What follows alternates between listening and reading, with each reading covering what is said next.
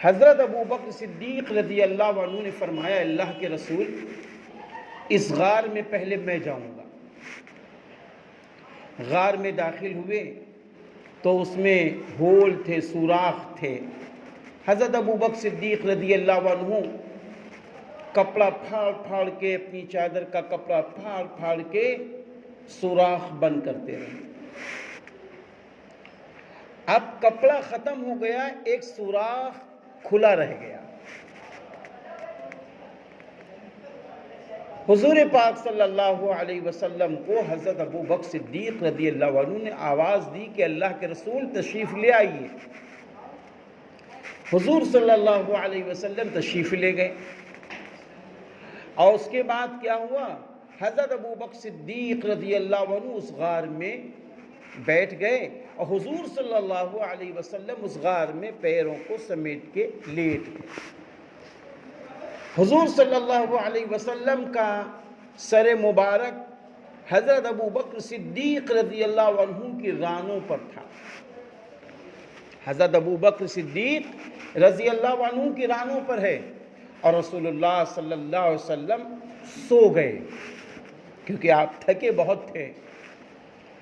اچانک کیا ہوتا ہے کہ حضرت ابو بکر صدیق رضی اللہ عنہ دیکھتے ہیں کہ جو سوراخ ہم نے کھلا چھوڑ دیا تھا اسی میں سے سانپ نکل آیا، اژدھا نکل آیا۔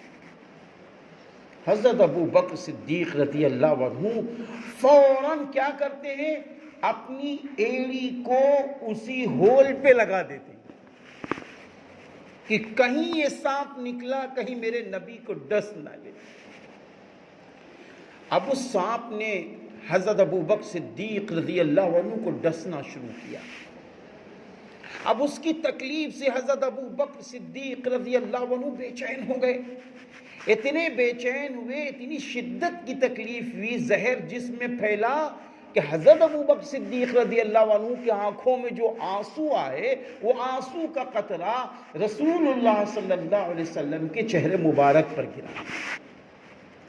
جیسے ہی وہ قطرہ نبی پاک صلی اللہ علیہ وسلم کے چہرے مبارک پر گرا، آپ صلی اللہ علیہ وسلم کی آنکھ کھل گئی۔ فرمایا ابو بکر آنکھوں میں آنسو کیسے؟